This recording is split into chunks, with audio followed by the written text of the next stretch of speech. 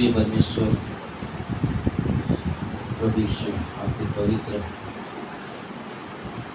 और मीठे नाम में आपके चरणों के पास आते हैं।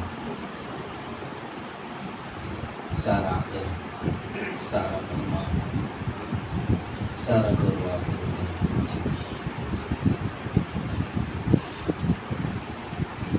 आज आपने परमेश्वर अपने परिवार में करवा दिया ताकि हम सब एक साथ मिलकर आपके बारे में बातें कर सकें, आपके जीवन को बांट सकें किसी के साथ। इसलिए प्रभु से हम आपको धन्यवाद देते हैं। धन्यवाद प्रभु की तूने चंगाई दिया परमेश्वर, तूने रात से जो फीवर कोल्ड चल रहा था प्रभु, लेकिन परमेश्वर तू हमारे साथ था, साथ है और साथ रहेगा। आप ईश्वर बनाया कि माँ कर तेरे वचन को बांटे, इसलिए हम कोटि कोटि धन्यवाद देते हैं प्रभु यीशु के नाम से। आज क्या है? क्या है? गुड फ्राइडे ना, अच्छा शुक्रवार। बोलते कि 52 शुक्रवार होते हैं पूरे साल में, 52 शुक्रवार होते हैं, लेकिन उसमें से एक जो शुक्रवार होता है उसे कहा जाता है गुड फ्राइडे, यानी कि अच्छा शुक्रवार। अच्छा क्यों कहा गया ना? अच्छा क्यों कहा गया? क्योंकि अच्छा इसलिए कहा गया क्योंकि उस दिन हमारे पापों का भुगतान हुआ क्रूस पे। हालेलुया। और ये हमारे लिए सबसे अद्भुत चीज़ है। ये सबसे बड़ा अच्छा इसलिए शुक्रवार है क्योंकि हम हर एक इंसान पाप के कारण नरक जाने वाला था, पाप के कारण नरक जाने वाला था। लेकिन यीशु मसीह के बलिदान के द्वारा हर एक को इंसान जो प्रभु यीशु पे विश्वास करता है वो स्वर्ग का वारिस हो गया। हालेलुया। और यह हमारे लिए सबसे अद्भुत और सबसे अच्छा शुक्रवार है क्योंकि संसार में बहुत सारे त्योहार आते हैं, बहुत सारे पल आते हैं, लेकिन अच्छा शुक्रवार ये एक बार सुनने को मिलता है, देखने को मिलता है। और ये जो शुक्रवार है ये सबसे बड़ा यादगार शुक्रवार है। कुछ लोग क्या करते हैं, कुछ लोग क्या करते हैं, शुक्रवार के दिन यीशु मसीह मारा गया करके क्या करते हैं, रोते हैं, रोते हैं। क्या हमें रोना चाहिए? क्यों नहीं रोना चाहिए? अगर नहीं रोना चाहिए तो क्यों नहीं रोना चाहिए? प्रभु यीशु जिंदा इसलिए ओके, उसी दिन हमारा उद्धार हुआ। और आज के दिन पर शैतान को परमेश्वर ने हराया। वाओ ना, शैतान को हराया यीशु मसीह ने। और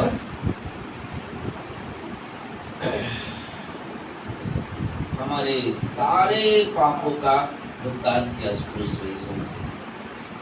तो अगर सोचो मैं यीशु के लिए रोऊं तो मेरे पास छुटकारे का आनंद कहाँ से आएगा? तो क्या करें, है ना? अगर हम रोए तो हमारे छुटकारे का आनंद कहाँ से होगा? क्योंकि रोना उसके लिए होना चाहिए कि जो प्रभु यीशु को नहीं जानते। यीशु ने कहा, क्या कहा मरियम के लिए? मेरे लिए मत रो, अपनों के लिए रो। किस अपनों के लिए? जो तुझ पे यानी जो यीशु मसीह पे विश्वास नहीं किया उनके लिए रो, उनके लिए दुख मनाओ। दुख मनाना है तो उनके लिए मनाओ जो प्रभु को नहीं जानते। दुख मनाना है तो उनके लिए मनाओ जो विश्वास में रह के भी दारू पीते, सिगरेट पीते, तरह तरह के नशे करते। आप उनके लिए रो सकते हो, आप उनके लिए आंसू बहा सकते हो, लेकिन प्रभु यीशु के लिए आंसू बहाने का समय आज नहीं है। अगर आंसू बहाने का दिन होता तो वहां लिखा रहता था बैड फ्राइडे। गुड फ्राइडे नहीं होता था, बैड फ्राइडे बुरा शुक्रवार होता था। लेकिन गुड शुक्रवार, गुड यानी गुड फ्राइडे है, तो गुड फ्राइडे अच्छा शुक्रवार है, अच्छा खुशखबरी है हमारे लिए कि हमारा यीशु मसीह आज से 2023 साल पहले इस दुनिया में आकर हमारे पापों के लिए बलिदान हो गया। हालेलुया। और इससे बड़ा आनंद कोई चीज हमारे लिए नहीं हो सकता, इससे बड़ा आनंद कोई भी चीज हमारे लिए नहीं हो सकता। पर देखिए जब हम देखते हैं क्यों यीशु को क्रूस पे आना पड़ा, ना क्या कारण था यीशु को क्रूस पे जाना? क्यों यीशु की जरूरत थी? क्योंकि जब हम पुराने जमाने में जाते हैं, पुराने नियम की बाइबल में जाते हैं, पुरानी प्रथाओं में जाते हैं, तो देखते हैं लोग क्या करते हैं, साल में एक बार कुछ ना कुछ कार्य की वजह से बलि चढ़ाई जाती है। और हर धर्मों में होता है ना? एक बलि किस लिए बलि चढ़ाते हैं? ताकि हमारे घर में सुख शांति आ जाए, हमारे गुनाह पाप क्षमा हो जाए। इसलिए क्या करते हैं? बलि चढ़ाते हैं, बलि चढ़ाते हैं।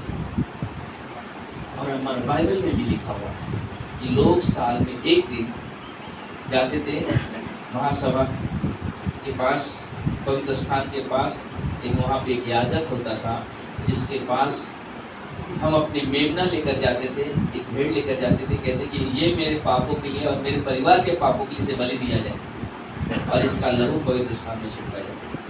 तो लोग क्या करते थे? उसी तरह से प्रथा चलती आ रही थी। लेकिन वो जरूरत क्यों पड़ी? इंसान पाप में कैसे गिर गया?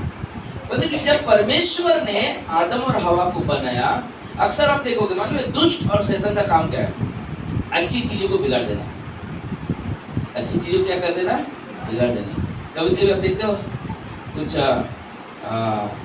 कोई मम्मी स्वेटर बना रही है, अचानक बच्चा क्या करता है? धागा खींच के लेके भाग जाता है। तो क्या होता है? बनाते बनाते क्या होता है? वो अगर वो क्या बोलते हैं उसको, पुरुष बोलते हैं, कुछ क्या बोलते हैं, गुनाह करते हैं, सलाइन। ओके, सलाइन ना। तो उससे क्या करता है? वो निकल गया तो क्या हो गया? बिगड़ जाता है। तो उसके बाद क्या था, लोग चिल्लाने वाले, क्या तू खराब कर दिया पूरा। उसके लिए क्या होता है? फिर मेहनत करना पड़ता है, फिर वापस क्या करेंगे, एक एक देखेंगे। क्योंकि अगर एक ऊपर नीचे हो गया तो आपको होल हो जाता है। मेरी मम्मी स्वेटर बनाती थी, इसलिए मुझे याद है, क्योंकि मैं ऐसी मस्ती करता था, उन लेके भाग जाना, कभी खींच देना, ऐसा तो चीज़ें। तो क्या होता था? तो उससे चिल्लाया जाता था बच्चों को, क्यों ऐसा खराब कर दिया। फिर उसको मेहनत लगता था।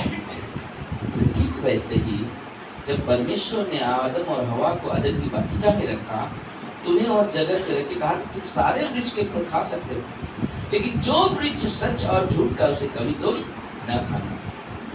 जिस दिन तुम खाओगे उस दिन तुम्हारी मृत्यु हो जाएगी। जिस दिन तुम खाओगे उस दिन तुम्हारी मृत्यु हो जाएगी। और क्या हो गया? शैतान आता है उनके जीवन में और उनसे कहता है कि क्या परमेश्वर ने सचमुच कहा इस वृक्ष का फल मत खाना? स्त्री ने बोला हाँ, परमेश्वर ने कहा इसे ना तो खाना ना तो छूना। शैतान बोला कभी ऐसा नहीं हो सकता, जब तुम खाओगे परमेश्वर के स्वरूप हो जाओगे, इससे तुम मरोगे नहीं, क्योंकि खाने में बहुत अच्छा है। और क्या हो गया? उस हवा ने उसके बात को सुना, उस बात पे अमल किया और उसने उस फल को खाया और खाने में उसको अच्छा लगा। और बाद में क्या हो गया? वो अपने पति को भी खिलाया। और अचानक वो देख के अपने आप को डर गए, क्योंकि उनके वस्त्र नहीं थे उनके पास, और जाके छुपने लगे। जब इस परमेश्वर आता था सुबह उनसे मिलने के लिए, तो उन्हें आवाज़ देता था। तो उस समय क्या हो गया कि पहले उस समय में कि सोचो जब परमेश्वर आ रहा है तो आदम और हवा कितना स्वागत के लिए खड़े होते रहेंगे, हाँ आप मेरा प्रभु आ रहा है मुझसे मिलने के लिए। लेकिन जब पाप के समय में, पाप करने के बाद उन्होंने उसका स्वागत करने नहीं पहुंचे, उल्टा वो लोग क्या बोले ना।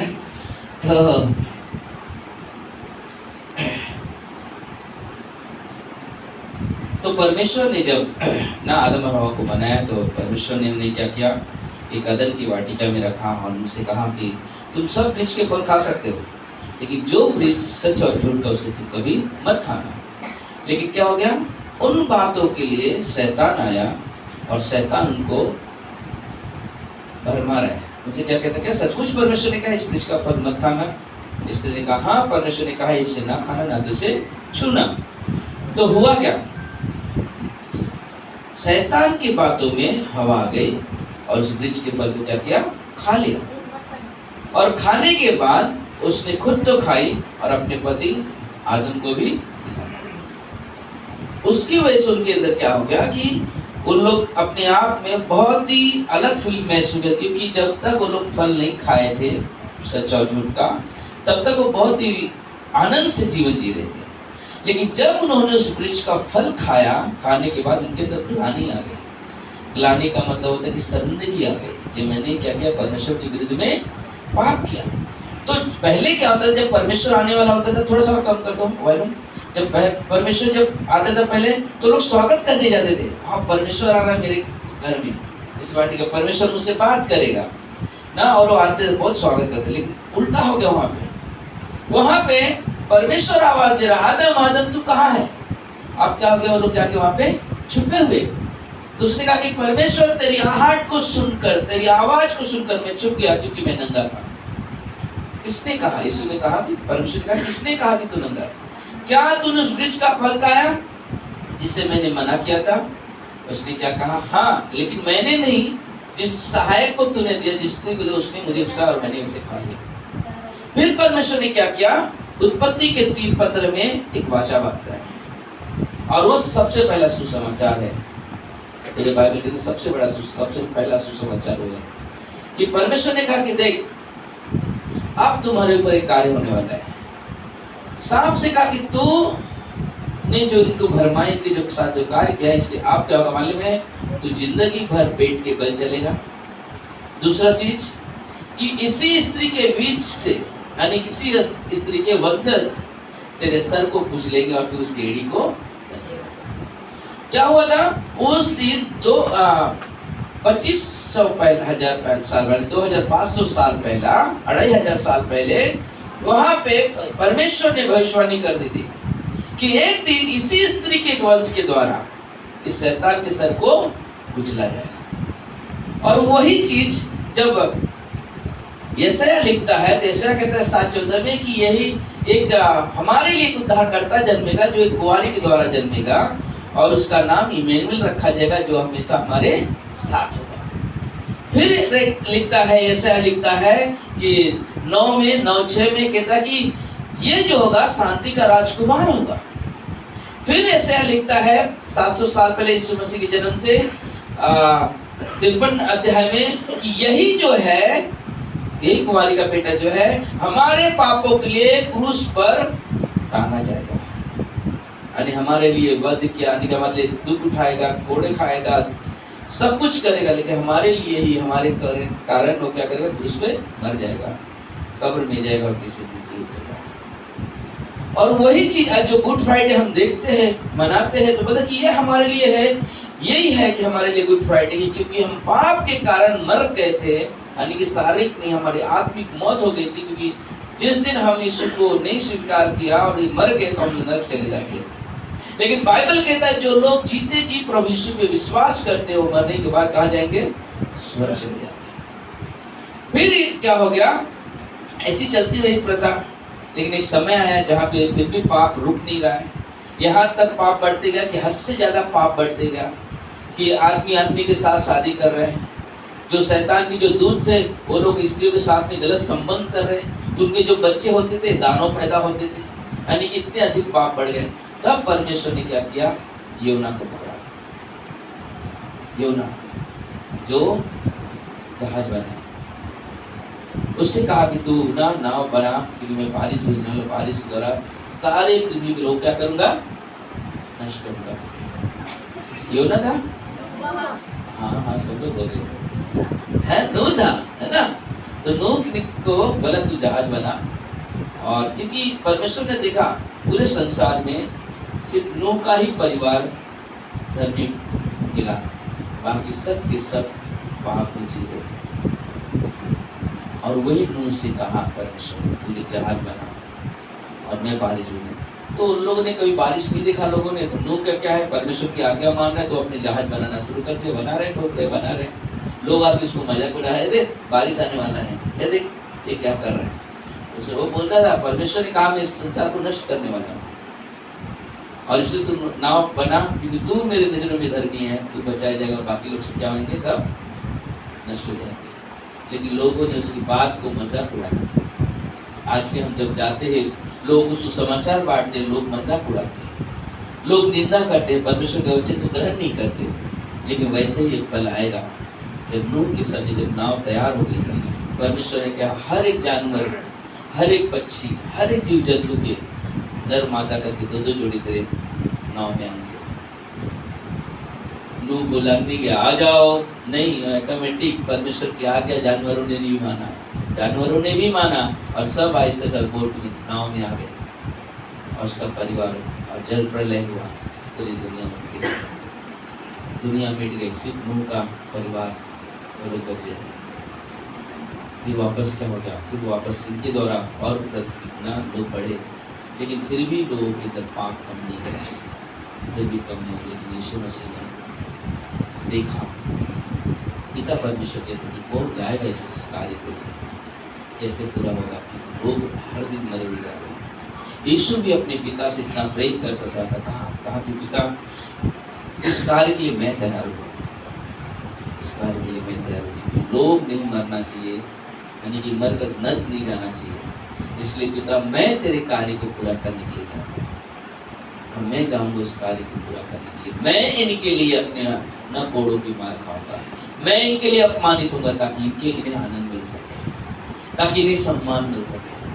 मतलब कि वो यीशु मसीह ने हमारे लिए इतना बड़ा ना कार्य किया और उसका मृत्यु अचानक नहीं हुआ, अरे ऐसा हो गया आ गया चला गया, नहीं, ये कई हजार वर्ष पहले से ही निर्णय हो गया था कि यीशु मसीह एक दिन आएगा और क्रिसमस में उसका जन्म होता है।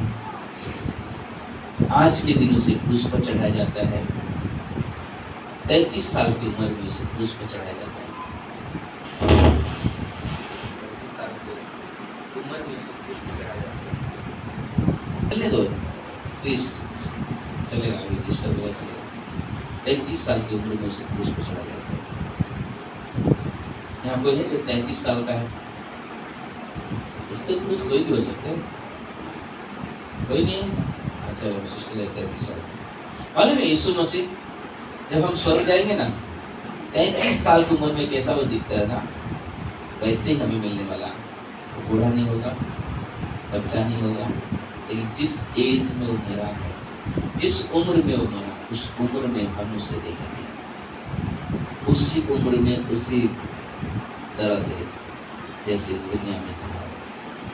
और उसके हाथों के जो जख्म है वो भी नहीं मिटेंगे, उसके पसली में जो भाला छिड़ा गया था वो भी नहीं मिटेंगे, सब कुछ तरोताजा होगा, सब कुछ तरोताजा होगा। और इसलिए हम देखते हैं, जानते हैं, लेकिन हमारे लिए यीशु ने कुछ शब्द कहे ना, हमारे लिए कुछ शब्द कहे। और एक चीज़ हमने वापस में रिपीट करता हूँ, हमारा काम नहीं है कि गुड फ्राइडे के दिन जाकर रोए ना, निराश हो जाए, जाकर सर दीवार में अपटे, अरे मेरा हिस्सा मर गया, मेरे बहुत सारे लोग, बहुत सारे कलीसिया के लोग ऐसा लगता है उनके लिए बहुत बड़ा मातम मचा हुआ है, बहुत बड़ा दुख मना रहे हैं, रोते हैं, रात भर रोए, आज पूरा रात उन लोग रोएंगे, प्रार्थना करेंगे, रोएंगे, प्रार्थना करेंगे। लेकिन बाइबल में यीशु ने अद्भुत बात कहा, मेरे लिए मत रो, अपनों के लिए। जो हमने शुरुआत में कहा, रोना उनके लिए है जो परमेश्वर के वचन का आदर नहीं करते, रोना उनके लिए है जो परमेश्वर के विरुद्ध में काम करते हैं, रोना उनके लिए है जो परमेश्वर की संगति से भागते हैं, रोना उनके लिए है क्योंकि हम तो स्वर्ग चले जाएंगे लेकिन वो वंचित रह जाते हैं।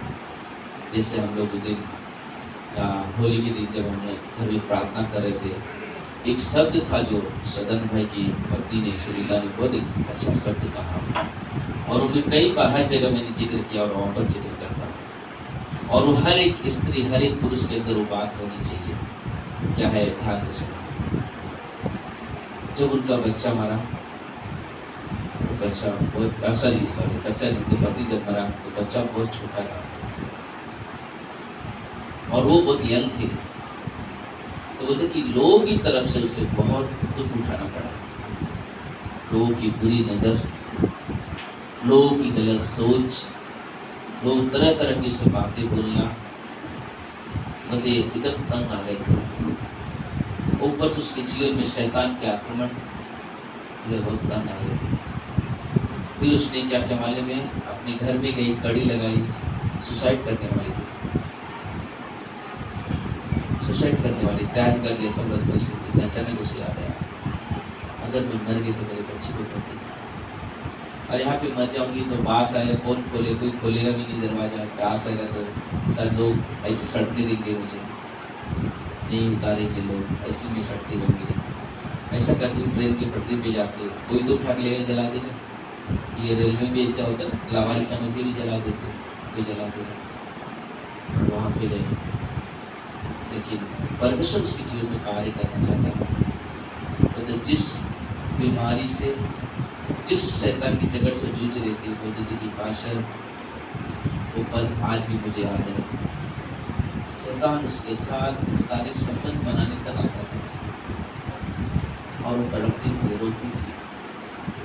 लेकिन एक चीज उसने कहा, मालूम है, जब मैंने प्रार्थना की, चंगाई पाने के बाद, छुटकारा पाने के बाद, फिर भी मेरे अंदर, मेरे ऊपर बहुत सारे आक्रमण आते थे, लोग मेरे गलत तरह से इस्तेमाल करने की कोशिश करते थे।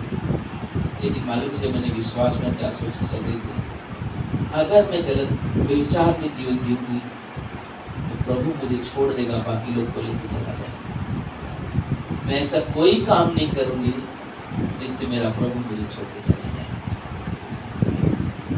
यह और हमारे लिए बहुत बड़ा सीख है, हम सबके लिए, कि हम परमेश्वर का भय रखें कि जब प्रभु यीशु आए लेने के लिए, ऐसा न हो कि हम में से कोई नहीं रह जाए और बाकी लोग चले जाए। और ये डर, ये भय हर एक इंसान के अंदर होना चाहिए। हम ऐसा कोई जीवन न जिए जिससे परमेश्वर हमें यहाँ पे छोड़कर ना बाकी लोग को लेकर चला जाए। हमें जागरूक होना है, हमें परमेश्वर के साथ एक पवित्र रिश्ता बना के चलना है, क्योंकि परमेश्वर हमारा महान परमेश्वर है और बड़ा परमेश्वर है। और उसके जीवन को हमने देखा, यीशु मसीह के जीवन को, मतलब जिसपे वो भरोसा रखता था, जिसको वो अपने इतनी बड़ी जिम्मेदारी दिया था, पैसे का देख रेख करता था, सब कुछ होता, वही व्यक्ति यीशु मसीह को चांदी के 30 सिक्कों के लिए बेच दिया। वो मित्र जो कहता था कि प्रभु तू क्रूस पे अकेला नहीं जाएगा, मैं तेरे साथ हूं, मैं तुझे ऐसा नहीं होने दूंगा, वो व्यक्ति ने भी उसे जब दुख की घड़ी आई वो भी मुंह मोड़ के चला गया, पहचानने से इनकार कर दिया, कसम भी खा लिया कि मैं यीशु को नहीं पहचानता। ऐसे दुख की घड़ी में लोगों ने उसे मुंह मोड़ लिया। फिर भी यीशु के पास एक शब्द थे जो आज भी वो हमें याद दिलाते हैं। आज भी हमसे कहते हैं, लुका के 23 अध्याय में 34 वचन में कहते हैं, हे पिता इन्हें क्षमा करना, इन्हें क्षमा करना। इन्होंने पहचानने से इनकार किया, क्षमा करना। इन्होंने इनकी जिम्मेदारी नहीं दिया, फिर भी इन्होंने गलत किया, क्षमा करना। क्षमा करना उन व्यक्तियों को जिन्होंने कोड़े मारे, मंच पे थूके, मेरा अपमान किए, जिन्होंने इस समय में लोगों ने देखकर भी अपने मुंह को बंद रखा। हर एक मानव जाति को परमेश्वर ने क्षमा करना है, क्योंकि ये नहीं जानते क्या कर रहे हैं। और इसलिए यीशु मसीह ने सबसे पहला शब्द कहा क्रूस पे कि हे पिता इन्हें क्षमा करना, क्योंकि ये नहीं जानते क्या करते हैं। उसके बाद क्या हो गया? लूका के 23 अध्याय में जब हम 43 वचन में देखते हैं 43 में, तो बोलते कि यीशु मसीह के साथ चोर डाकू लुटेरे एक साइड में खड़े थे क्रूस पे। कुछ कहते अरे, एक कहता कि अरे तू तो परमेश्वर है, तू तो अपने आप को बचा, हमें भी बचा। एक कहता है अरे तू क्यों निंदा कर रहा है उसका। लेकिन एक ने समझ गया, उसने कहा हे पिता मुझे अपने राज्य में मुझे स्वीकार करना। यीशु ने कहा कि आज ही के दिन तू मेरे साथ स्वर्ग में लौटेगा। हालेलुया। आज ही के दिन तू मेरे, बोलते कि जब भी कोई व्यक्ति यीशु से कहता है प्रभु यीशु मुझ पापी पे दया करो और मुझे स्वीकार करो, यीशु कहता है कि आज ही के दिन तू मेरे साथ स्वर्ग में होगा। क्योंकि जिस दिन तू दुनिया छोड़ेगा वो दिन तेरे लिए सबसे बड़ा आनंद का दिन होगा, जब तू मेरे साथ बैठकर आमने सामने बैठेगा और मेरी महिमा करेगा। हालेलुया। और ये हमारे लिए सबसे अद्भुत चीज है। फिर उसने तीसरी शब्द कहा यूहन्ना की 19:26-27 में कि वो माँ जिसने उसे जन्म दिया था, उसे देखकर बहुत फूट-फूट के रो रही है। लेकिन यीशु ने उसको देखकर अपने प्रिय मित्र यूहन्ना के बारे में कहा कि हे नारी ये तेरा बेटा है, और उसे कहा तेरी माँ है।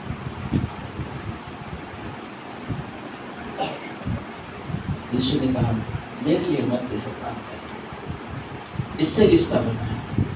मैं अपने पिता के कार्य करने आया था, मैं उस कार्य को कर रहा हूँ। जब यीशु मसीह 12 वर्ष के उम्र में उस मेले में चला गया और सदीक फरीसी डिस्कस करता, माँ पिता इधर ढूंढ रहे, यीशु मरियम कहाँ गया मेरा बेटा। लेकिन जब यीशु के सामने आते उदाहरण तू कहाँ था, हम लोग ढूंढ रहे, परेशान है कभी से। क्या तुम्हें मालूम नहीं मैं अपने पिता का कार्य करने आया। 12 साल की उम्र में यीशु कहता कि मैं अपने पिता का कार्य करने आया। और वही व्यक्ति मरियम से कहता है नारी ये तेरा बेटा है, और उस बेटे यूहन्ना से कहते तेरी माँ है। चौथी बात कहता है मत्ती के 27:46-47 में 46-47 में, हे मेरे परमेश्वर तूने मुझे क्यों छोड़ दिया। मालूम है जब उस घड़ी आई जब यीशु मसीह क्रूस में था, पूरे संसार में अंधेरा छा गया, पूरे संसार में अंधेरा छा गया। क्यों ऐसा हुआ? क्यों यीशु कहता है हे पिता तूने मुझे क्यों छोड़ दिया। उसके पहले एक शब्द आता है एली लमा सबक्तानी, एली लमा सबक्तानी। इसका मतलब है परमेश्वर तूने मुझे क्यों छोड़ दिया। और वहाँ पे यीशु ये वर्ड के कारण क्या मालूम है? क्योंकि परमेश्वर पाप से नफरत करता है, परमेश्वर पाप को देखना नहीं पसंद करता। सोचो अगर एक पापी से इंसान अगर परमेश्वर नफरत कर दे पाप से, यीशु के ऊपर तो सारे संसार के पाप थे, यीशु के ऊपर सारे संसार के पाप थे। इसलिए यीशु ने पिता परमेश्वर ने उस वक्त अपने मुंह को उसकी ओर से मोड़ लिया और उसने देखा हे परमेश्वर तूने मुझे क्यों छोड़ दिया। अक्सर कई बार होता है ना, तो कोई व्यक्ति बहुत गलत जीवन जीता है, माँ बाप तो तंग आ जाते, बोले इससे बच्चा मर जाने से अच्छा है, क्यों इसके पीछे दर्द करें। या कभी कभी वो बहुत निराश में आ जाते हैं ना। लेकिन वो बेटा जब अपने सही परिस्थिति में आता है, मेरे माँ बाप ने मुझे क्यों छोड़ दिया, कारण था तेरे पाप। और इसलिए पिता परमेश्वर ने अपने बेटे से अपने मुंह मोड़ लिया, क्योंकि उसके ऊपर सारे संसार के पाप थे। फिर यूहन्ना के 19:28 में यीशु कहता है मैं प्यासा। उसे प्यास लगी, उसे कुछ शब्द कहना था। उसने कहा मुझे प्यास लगी है, मुझे पानी की जरूरत है। लोगों ने पानी नहीं पिलाया, लोगों ने सिरका पिलाया। और जब सिरका पिलाया तो उन्होंने यूहन्ना के 19:30 में उन्होंने कहा, और एक शब्द बहुत जोर से चिल्ला के कहा कि पूरा हुआ। जैसे सिरका मुंह में गया उन्होंने चिल्ला के उठे और कहा कि पूरा हुआ। क्या पूरा हो गया? बोलते जो कार्य के लिए मैं पिता के जगह से यानी स्वर्ग से जिस कार्य के लिए मैं धरती पर आया था, उस कार्य को मैंने पूरा कर दिया। मैंने इस धरती पर रहने वाले हर एक मानव जाति के लिए जो मुझे पापों का भुगतान करना था वो मैंने कर दिया। पूरा हो गया, इट इज फिनिश्ड। पूरा हो गया, यीशु ने कहा पूरा हो गया। उसके बाद लूका के 23:46-46 में यीशु अपने आत्मा को समर्पित करता है। हे परमेश्वर मैं अपनी आत्मा को तेरे हाथों में समर्पित करता हूँ। और उसी वक्त यीशु ने अपने प्राण छोड़ दिए, उसी वक्त यीशु ने अपने प्राण छोड़ दिए। और लोगों ने देखा जब यीशु क्रूस पे टंगे हुए थे, एक सोल्जर आके चेक कर रहा है कि अभी भी लहू है क्या इसके शरीर में, क्योंकि जिस तरह से टांगा गया था उसका लहू जो है पानी बन चुका था। लेकिन जब उसने भाले मारे उसकी पसली में तो पानी निकला। और मालूम है वो सोल्जर उसी वक्त अपने घुटने टेक दिया। उस वक्त उसने पहचान किया, जब उसने पहले शब्द कहा था कि हे पिता ने क्षमा करना, ये नहीं जानते क्या कर रहे, वो शब्द उसे बता दिया क्योंकि यीशु ने मुझे भी क्षमा किया है, इसलिए मैं अपने जीवन को प्रभु यीशु को समर्पित करता हूँ। हालेलुया। और ये हमारे लिए सबसे अद्भुत चीज है कि जब प्रभु यीशु हमें स्वीकार करने को तैयार रहते हैं और वो हमेशा अपने बाहें फैलाए हुए हैं। एक दिन एक स्त्री से मैं बात कर रहा था, एक लड़की से, मैंने उसे कहा कि वो विश्वास नहीं करती है, और उससे बहुत देर तक बात कर रहा था। मैंने एक चीज़ कहा, मालूम है, एक चीज़ याद रखना, शायद अभी भी आप परमेश्वर को ग्रहण नहीं किया है, लेकिन एक चीज़ मैं बताओ, जिस दिन आप थक जाओगे ना, उस दिन आ जाना, आपके लिए ना परमेश्वर के बाहें फैलाए हुए खड़े रहेंगे। आप सिर्फ प्रभु यीशु कभी अपने बाहें बंद नहीं करेंगे, लेकिन आपके लिए अपने बाहें खुले रखेंगे। आप कर लो जो करना कर रहे हो, लेकिन ऐसा ना हो द्वार बंद हो जाए। आज हमारे पास वो पल है, वो समय है कि प्रभु यीशु के पीछे चलना, प्रभु यीशु के पीछे चलना। और हमेशा परमेश्वर वही चाहते हैं कि हम यीशु के पीछे चले, उनकी महिमा, उनकी बड़ाई, उनकी जय जयकार करें। जब हम लोग इब्रानी का किताब 9 अध्याय पढ़ेंगे, इब्रानी का किताब 9 अध्याय 11 से 14 पढ़ेंगे। परंतु जब मसीह आने वाली अच्छी वस्तुओं का महायाजक होकर आया, तो उसने और भी बड़े और सिद्ध तंबू से होकर, जो हाथ का बनाया हुआ नहीं, अर्थात इस सृष्टि का नहीं, और बकरों और बछड़ों के लहू के द्वारा, बछड़ों के लहू के द्वारा नहीं, पर अपने ही लहू के द्वारा एक ही बार पवित्र स्थान में प्रवेश किया और अनंत छुटकारा प्राप्त किया। क्योंकि जब बकरों और बैलों का लहू और क्लोर की राख का अपवित्र लोगों पर छिड़का जाना शरीर की शुद्धता के लिए उन्हें पवित्र करता है, तो मसीह का लहू, जिसने अपने आप को सनातन आत्मा के द्वारा परमेश्वर के सामने निर्दोष चढ़ाया, तुम्हारे विवेक को मरे हुए कामों से क्यों न शुद्ध करेगा, ताकि तुम जीवते परमेश्वर की सेवा करो। ना बोलते कि परमेश्वर का जो लहू है एक अद्भुत लहू है ना, एक अद्भुत लहू है, जो हमारे लिए अपने लहू को एक याजक बनकर लेकर गया और परमेश्वर के ना पवित्र सिंहासन पे छिड़का, पवित्र सिंहासन छिड़का, और उसी के छिड़कने की वजह से हमारे पाप क्या हो गए, क्षमा हो गए ना। उसी समय क्या हो गया, हमारे पाप क्षमा हो गए। क्यों? क्योंकि वो पाप के लिए, हमारे पाप के लिए लहू का छिड़कना इंपॉर्टेंट था, महत्वपूर्ण था।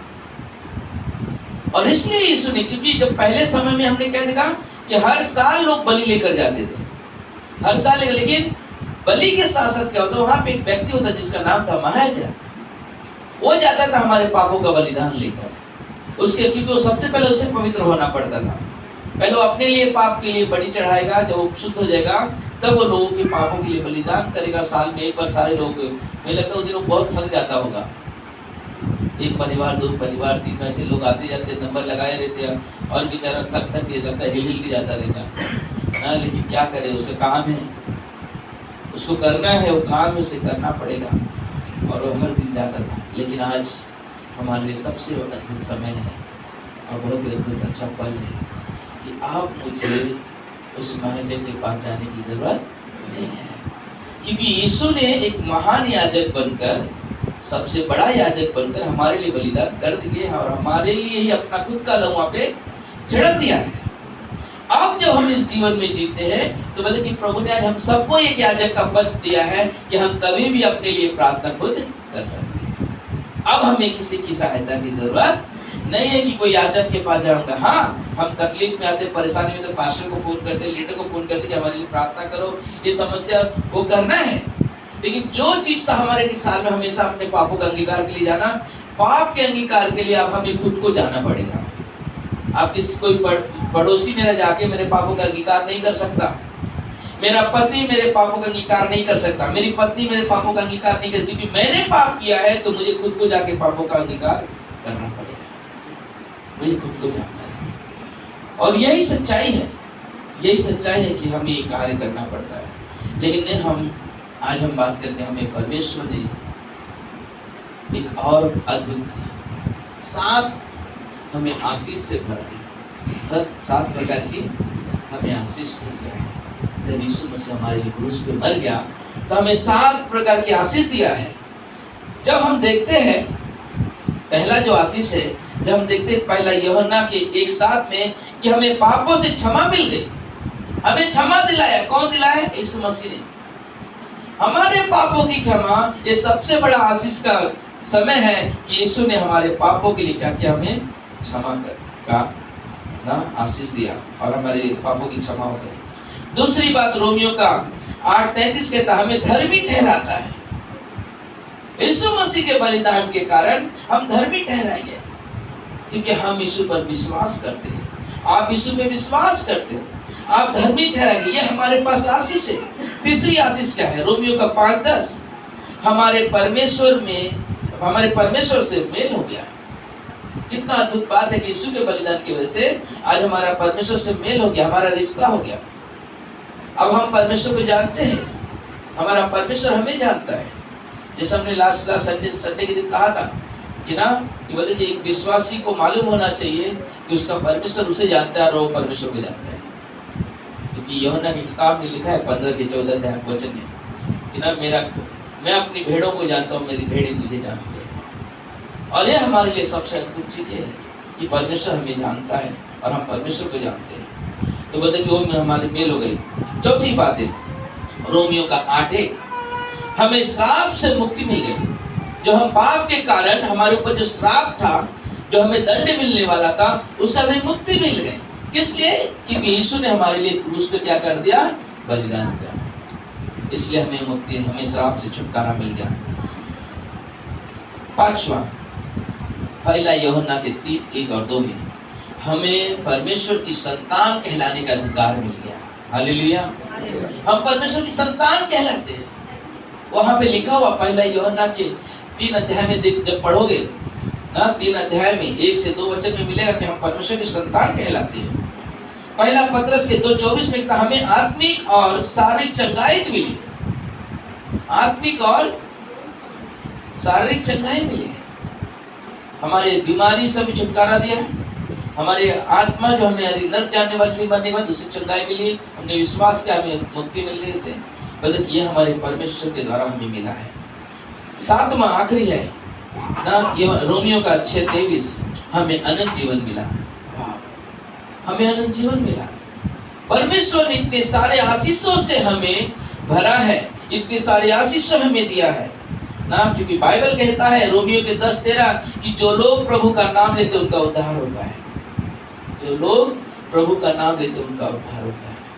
आज गुड फ्राइडे के दिन परमेश्वर ने हमसे एक ही चीज चाहते हैं कि हम अपने जीवन को पूरी तरह से परमेश्वर को समर्पित करें। हम पूरी तरह से परमेश्वर पर निर्भर होना चाहें।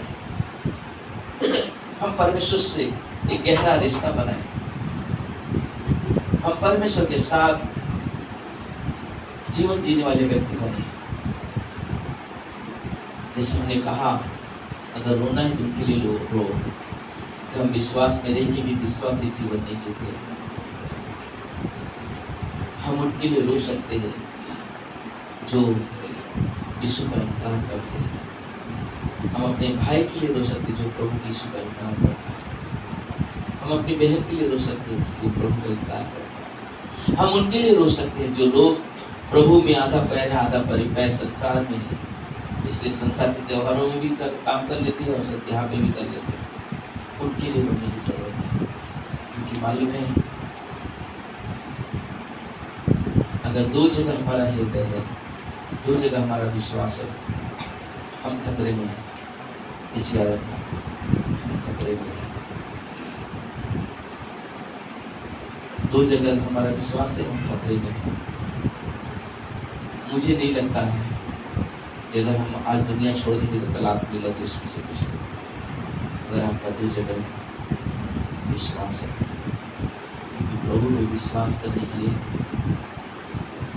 हमें याद करना चाहिए कि प्रभु यीशु मसीह गुड फ्राइडे के दिन हम मनुष्य के लिए, हम पापियों के लिए क्रूस पर जान दिया है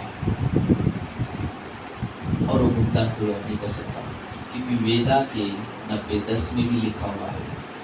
हिंदू के ग्रंथ होते हैं वेदा के 90:10 में भी लिखा हुआ है कि एक मनुष्य आएगा जो इसे लकड़े पे टांगा जाएगा हमारे पापों के लिए, और कोई और नहीं था, वो हमारा यीशु मसीह है। हमारा यीशु मसीह है। आज जो समय है कि हम अपने जीवन को पूरी तरह से परमेश्वर को समर्पित करें। हम उसके बलिदान को देखते हुए, उसके कार्य को देखते हुए, क्योंकि ये पल वापस नहीं मिलेंगे। आज अगर आप यहाँ पे हो, परमेश्वर आपसे बहुत उम्मीद रखता है। अगर आपको लगता है कुछ प्रार्थना है जो आपकी रुकी हुई सुन नहीं रहा है परमेश्वर, कारण है कि आपका दो दुश्मन है, दो विश्वास है, एक विश्वास नहीं है। क्योंकि एक विश्वास रहेगा तो परमेश्वर प्रार्थना सुनता है। अगर हमारा दो प्रकार का विश्वास है, ये भी, तो आपकी प्रार्थना नहीं सुनी जाएगी। और ये सच्चाई है। हम और आप कितना भी रोकी प्रार्थना कर ले, लेकिन अगर हमारा विश्वास दो जगह पे, हमारी प्रार्थना सुनी नहीं जाएगी। प्रार्थना सुनने के लिए हमें एक पे विश्वास करना पड़ेगा और उसके साथ पूरे जीवन निछावर करना पड़ेगा। तब परमेश्वर हमारी प्रार्थना को सुनेगा, तब परमेश्वर हमारी प्रार्थना को उत्तर देगा और हम आनंद मनाएंगे। आमीन। आइए हम लोग प्रार्थना करेंगे।